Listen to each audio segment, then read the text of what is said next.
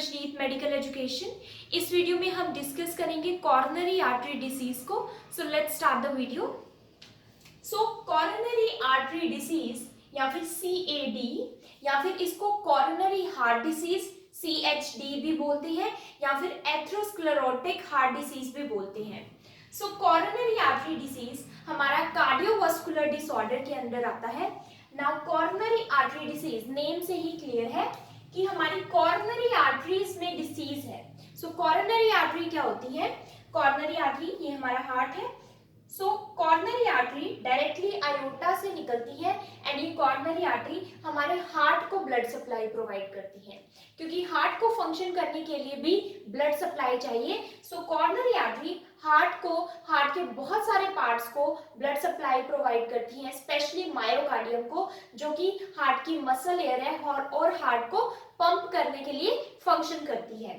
सो ये हमारी coronary arteries हैं। जब कॉर्नरी आर्टरीज में डिसीज या डैमेज हो जाता है तो उसको बोलते हैं coronary artery disease, coronary heart disease या फिर एथेरोस्क्लेरोटिक हार्ट डिसीजेस। सो कॉर्नरी आर्टरी डिसीज के बारे में पढ़ते हैं। So CAD, coronary artery disease, develops when coronary arteries become damaged or diseased. So coronary artery disease क्या होती है? जब हमारी coronary arteries डैमेज हो जाती है या फिर उसमें डिसीज हो जाती है तब हम उसको बोलते हैं coronary artery disease. So ये डैमेज या डिसीज कैसे होता है? So cholesterol containing deposits, so जो प्रोडक्ट्स कोलेस्ट्रॉल के हैं जैसे कि फैट्स, लिपिड्स, जिनको क्या बोलते हैं? प्लेक्स। सो प्लेक्स या फिर एथ्रोमास भी इनको बोलते हैं, and inflammation. So first reason क्या हो गया कॉर्नरी आर्टरी डिसीज का? कोलेस्ट्रॉल के प्रोडक्ट्स जैसे कि फैट्स या फिर लिपिड्स का डिपॉजिट होना, जिनको बोलते हैं प्लेक्स या फिर एथ्रोमा। सेकंड रीजन है inflammation are usually to blame for coronary artery disease. So जो हमारी कॉर्नरी आर्टरीज हैं उनके अंदर क्या होगा? उनकी जो इनर लाइनिंग है, सो कॉर्नरी आर्टरी की सबसे इनर लाइनिंग कौन सी है? Tunica intima. सो जो ट्यूनिका इंटीमा सबसे इनर लाइनिंग होती है कॉर्नरी आर्टरीज की, चाहे कोई भी आर्टरीज हो उनकी इनर लाइनिंग होती है इंटीमा। सो ट्यूनिका इंटीमा के अंदर जो आर्टरीज का ल्यूमन है, मींस जो अंदर की लाइनिंग है, उसमें कोलेस्ट्रॉल कंटेनिंग डिपॉजिट्स, मतलब कोलेस्ट्रॉल के जो प्रोडक्ट्स हैं वो डिपॉजिट हो जाते हैं, जिनको बोलते हैं प्लेक्स या फिर एथ्रोमास। सो ये कोलेस्ट्रॉल के प्रोडक्ट होते हैं फैट्स या फिर लिपिड्स। और दूसरा रीजन क्या है? ट्यूनिका इंटीमा की इंफ्लामेशन हो जाना, इंजरी हो जाना या फिर डैमेज हो जाना। सो कॉर्नरी आर्टरी डिसीज दो रीजन से डेवलप होती है। अब हम इसमें फर्दर स्पेसिफिक डिसीजेस पढ़ेंगे, जो कि है एथेरोस्क्लेरोसिस। सो एथेरोस्क्लेरोसिस एक स्पेसिफिक डिसीज है, कॉर्नरी आर्टरी डिसीज के अंदर आता है ये। एथेरोस्क्लेरोसिस आर्टीरियोस्क्लेरोसिस का टाइप है। आर्टीरियोस्क्लेरोसिस में कॉर्नरी आर्टरीज नैरो हो जाती है, हार्ड हो जाती है, उसी का सब टाइप है एथेरोस्क्लेरोसिस। सो कई बार हम ये टर्म इंटरचेंजेबली यूज कर लेते हैं, आर्टीरियोस्क्लेरोसिस या फिर एथेरोस्क्लेरोसिस एक ही टर्म यूज कर लेते हैं। सो हम पढ़ेंगे अब एथेरोस्क्लेरोसिस के बारे में कि एग्जैक्टली एथेरोस्क्लेरोसिस क्या होता है। So atherosclerosis is an abnormal accumulation of, सबसे पहले एथेरोस्क्लेरोसिस में क्या होता है? एक्यूमुलेशन। एक्यूमुलेशन मींस कलेक्शन, कुछ इकट्ठा होने लग जाता है। क्या इकट्ठा होता है? क्या एक्यूमुलेट होता है? लिपिड और फैटी सब्सटेंसेस। सो लिपिड्स या फिर फैटी सब्सटेंसेस एक्यूमुलेट होना स्टार्ट हो जाते हैं in the lining of vessel wall. So जो हमारी वेसल है, यहाँ पर कौन सी वेसल की बात हो रही है? कॉर्नरी आर्टरीज की। सो हम कॉर्नरी आर्टरी डिसीज पढ़ रहे हैं, कॉर्नरी आर्टरीज की बात हो रही है। सो कॉर्नरी आर्टरीज की जो लाइनिंग है, लाइनिंग कौन सी है? सो ये हमारी कॉर्नरी आर्टरी है suppose. So this is one of the coronary artery. अभी कॉर्नरी आर्टरी की जो इनर लाइनिंग है, सबसे इनर लाइनिंग वो कौन सी है? That is tunica intima. So सबसे inner lining that is tunica intima. So ये इनर लाइनिंग किससे बनी हुई है? एंडोथेलियल सेल से। यहाँ पर इनर लाइनिंग में मींस जो कॉर्नरी आर्टरी का जो ल्यूमन है उसमें क्या डिपॉजिट हो जाता है? लिपिड्स और फैटी सब्सटेंसेस। सो ये सपोज ये लिपिड्स है और फैटी सब्सटेंसेस यहाँ पर डिपॉजिट होना स्टार्ट हो गए हैं कॉर्नरी आर्टरीज की इनर लाइनिंग में, जिसको क्या बोलते हैं? एथ्रोमास या फिर प्लेक्स। सो कॉमनली इसको प्लेक बोलते हैं या फिर एथ्रोमास भी इसको बोलते हैं, लेकिन कॉमनली इसको प्लेक बोलते हैं। सो प्लेक या फिर एथ्रोमास डिपॉजिट होने लग जाती हैं कॉर्नरी आर्टरी की इनर लाइनिंग में, दैट इज ट्यूनिका इंटीमा में। तो जो ट्यूनिका इंटीमा है या फिर इनर लाइनिंग है कॉर्नरी आर्टरीज में, उसमें कोलेस्ट्रॉल के प्रोडक्ट्स, सो अगर कोलेस्ट्रॉल हाई है तो कोलेस्ट्रॉल के प्रोडक्ट्स वहां पर डिपॉजिट होना स्टार्ट हो जाते हैं कॉर्नरी आर्टरीज के ल्यूमन में, जो कि है लिपिड्स या फिर फैट्स।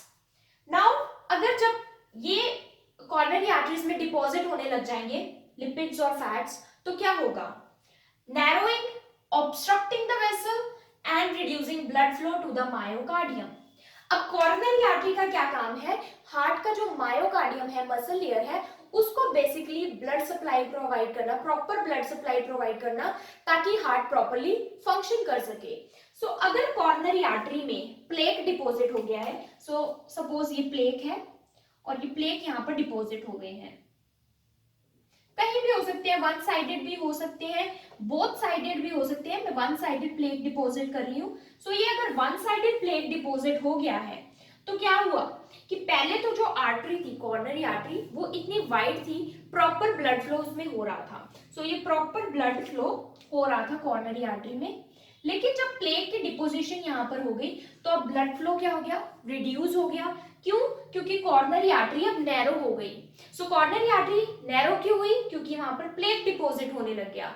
जब भी किसी पाइप में, अगर एक पाइप का हम एग्जांपल लें जिसमें प्रॉपर ब्लड फ्लो जा रहा है, पाइप में जो हमारे घर में कॉमनली पाइप होते हैं वाटर पाइप्स, जिसमें प्रॉपरली वाटर फ्लो करता है, लेकिन अगर पाइप में कुछ चीज अड़ जाए, कुछ ऑब्स्ट्रक्शन हो जाए, पत्थर या फिर कुछ गंद फंस जाए, तो क्या होता है कि प्रॉपरली वाटर नहीं फ्लो कर पाता। इसी तरह से कॉर्नरी आर्टरी में जब प्लेक बन जाएगा तो कॉर्नरी आर्टरी नैरो हो जाएगी और उसमें ऑब्स्ट्रक्शन क्रिएट हो जाएगी, और क्या होगा? जो हमारा मायोकार्डियम है उसको प्रॉपर ब्लड सप्लाई नहीं जा पाएगी। तो एथेरोस्क्लेरोसिस में क्या होता है? प्लेक्स के डिपोजिशन के कारण, प्लेक्स क्या है? कोलेस्ट्रॉल के प्रोडक्ट्स, दैट इज लिपिड्स या फिर फैट्स के डिपोजिशन के कारण कॉर्नरी आर्टरीज हार्ड हो जाती हैं। क्यों? क्योंकि यहाँ पर प्लेक डिपॉजिट हो गया है। प्लेक के डिपोजिशन की वजह से वो थिक हो गई हैं। जब लाइनिंग में प्लेक या फिर फैट डिपॉजिट होगा तो वो लाइनिंग थिक हो जाएगी, और थिक होने की वजह से वो हार्ड हो जाएगी, और क्या होगा? इलास्टिसिटी लूज कर देगी।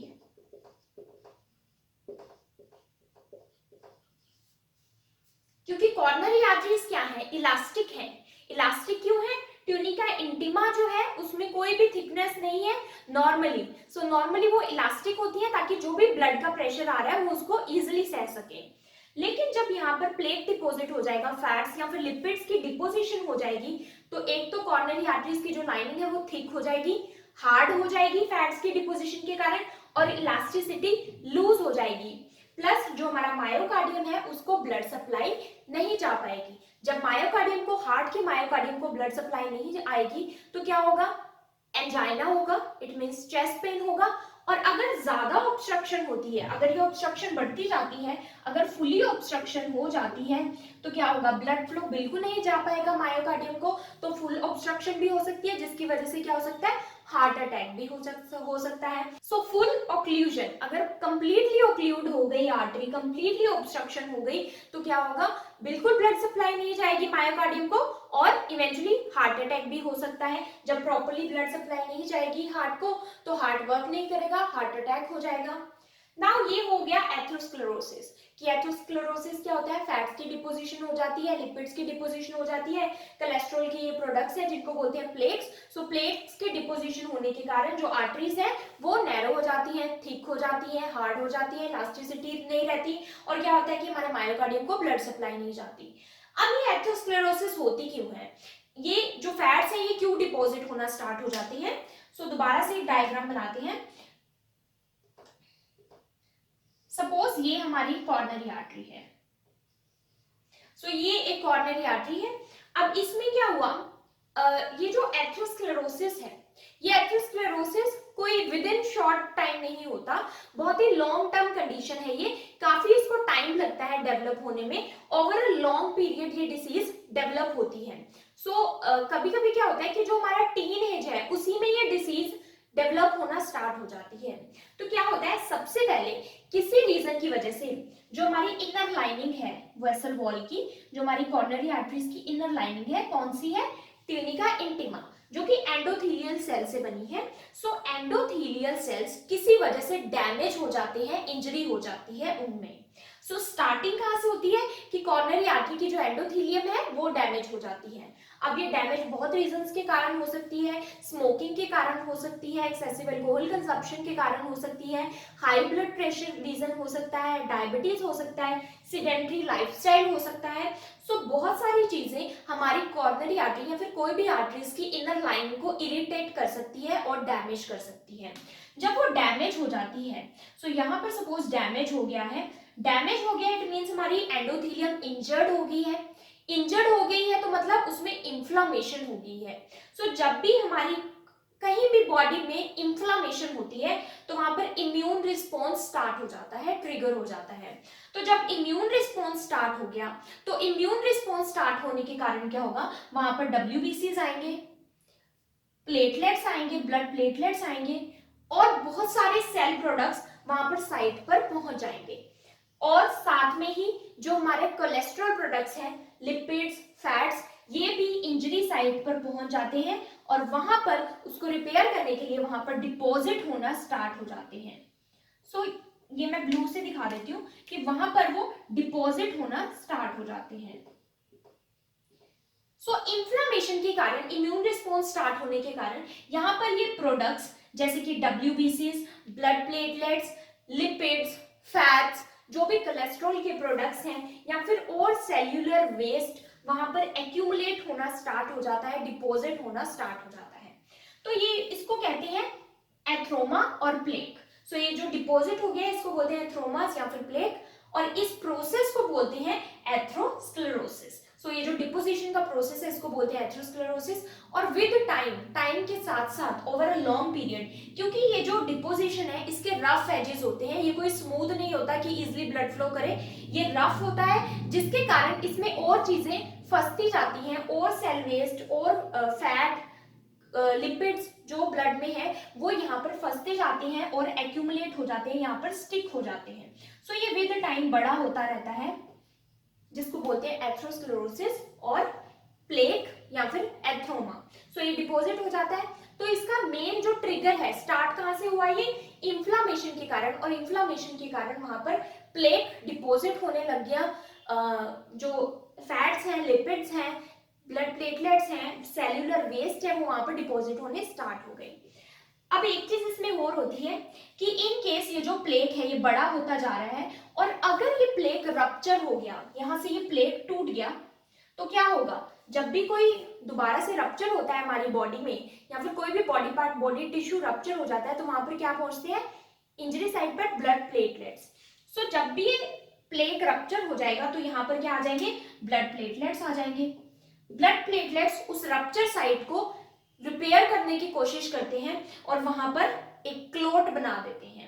सो ब्लड प्लेटलेट वहां पर इकट्ठे होते जाते हैं रिपेयर करने के लिए, और वहां पर एक क्लम्प बन जाता है, क्लोट बन जाता है, और ये ब्लड क्लोट बड़ा होता जाता है। और ये ब्लड क्लोट क्या करता है, अगेन बहुत ऑब्स्ट्रक्शन कॉज करता है, एक ऑक्लूजन करता है आर्टरी की, वहां पर अड़चन डालता है, और जिसके कारण ब्लड फ्लो प्रॉपरली नहीं फ्लो कर पाता। और अल्टीमेटली क्या होता है कि आर्टरी हमारी ऑक्लूड हो जाती है, वो प्लेटलेट्स के क्लम्प बनने के कारण, प्लस प्लेक वहां पर बना ही हुआ है, तो दोनों ये मिलके क्या करते हैं, हमारे मायोकार्डियम तक ऑक्सीजन, न्यूट्रिएंट्स ब्लड को नहीं पहुंचने देते। और ये कौन सी कंडीशन कहलाती है, एथ्रोस्क्लेरोसिस, जिसमें हमारे मायोकार्डियम को अगर ब्लड सप्लाई नहीं पहुंच पाती आर्टरीज में प्लेक्स की डिपोजिशन के कारण, तो एंजाइना जैसे कि चेस्ट पेन या फिर हार्ट अटैक भी आ सकता है।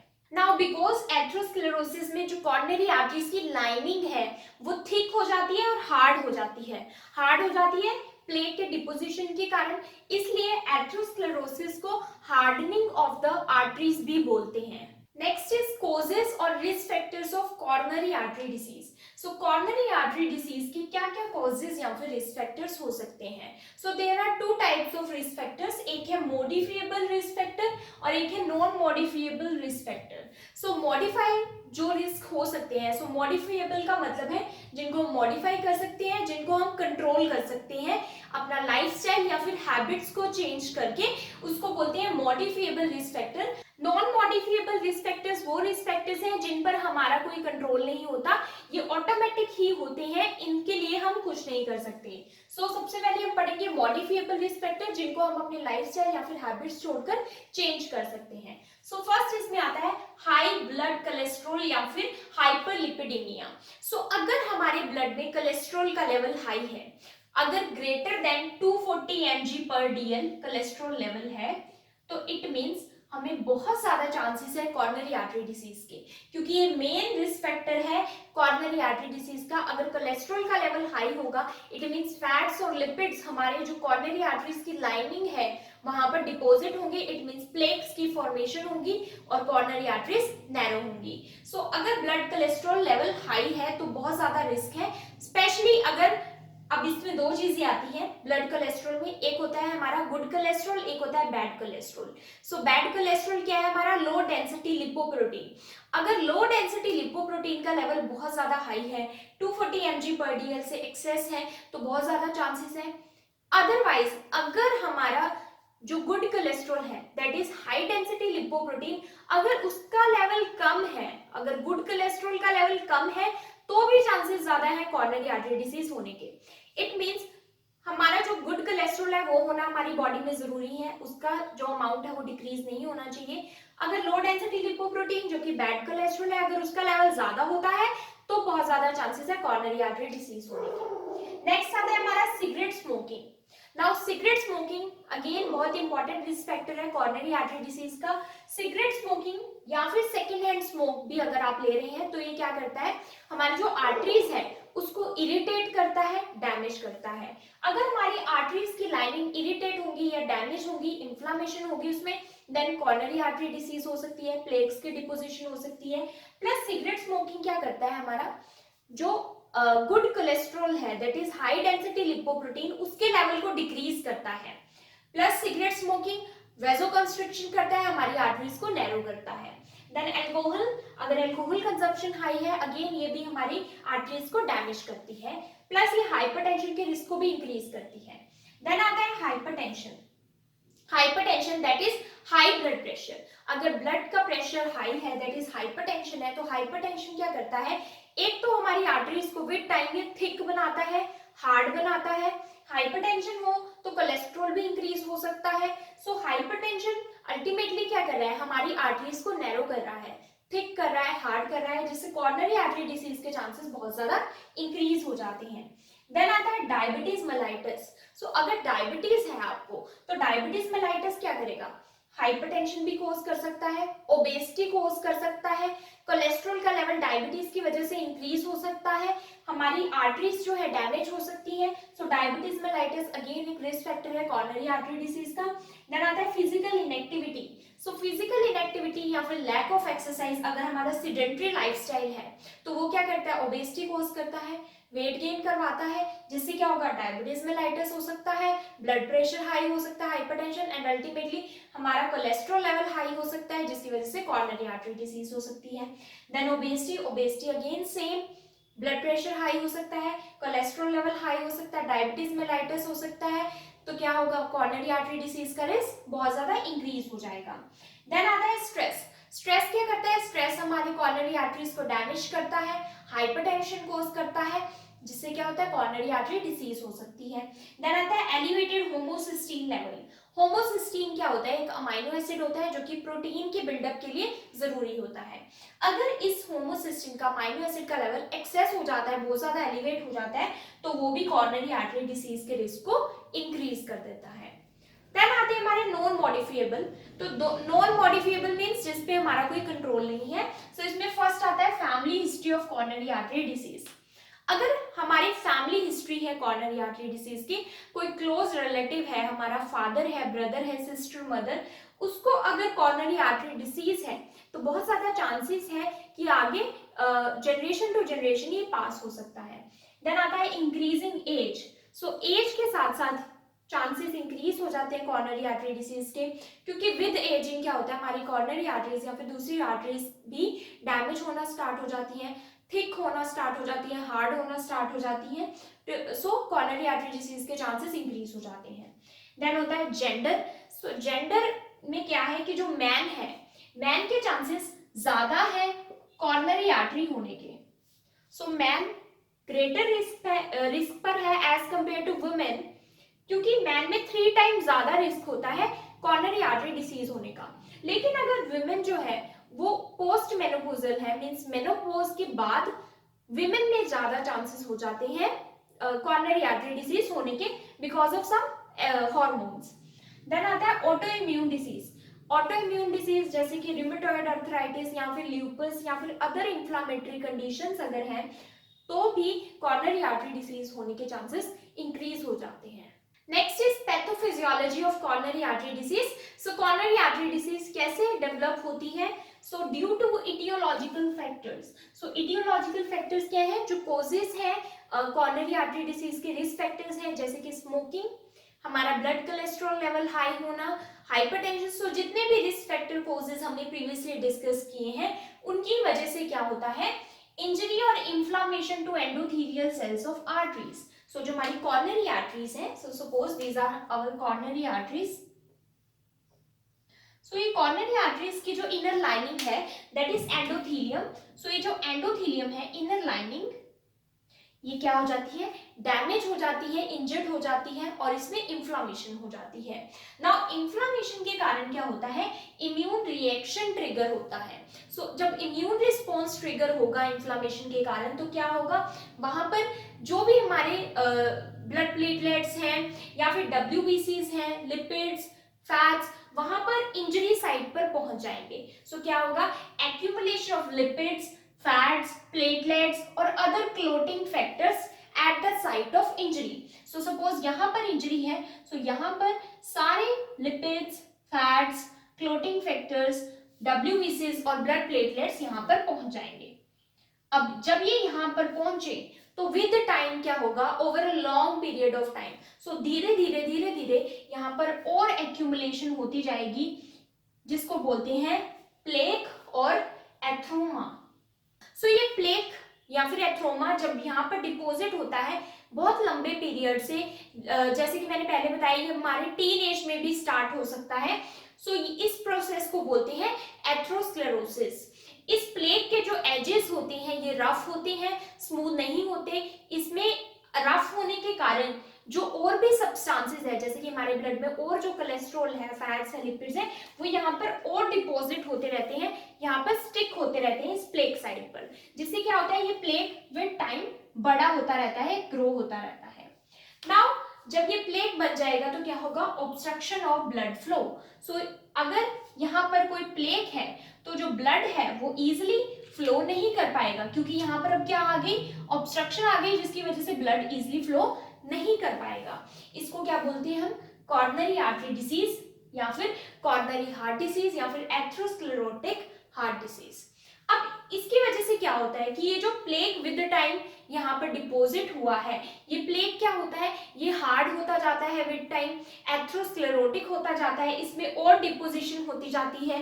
एंड इन केस अगर ये प्लेक कहीं रप्चर हो जाता है, सपोज प्लेक का सरफेस या कोई भी पार्ट यहाँ से रप्चर होकर अलग हो जाता है, सपोज यहाँ पर रप्चर हो गया, तो क्या होगा, जहां भी हमारी बॉडी में कहीं रप्चर हो जाता है तो सबसे पहले जो फैक्टर्स आते हैं वो कौन से होती हैं, हमारे blood platelets. So blood platelets जो इंजरी साइट है जहां पर रप्चर हो गई वहां पर आ जाएंगे, platelets clump to rupture site, यहाँ पर ब्लड प्लेटलेट्स पहुंच जाएंगे।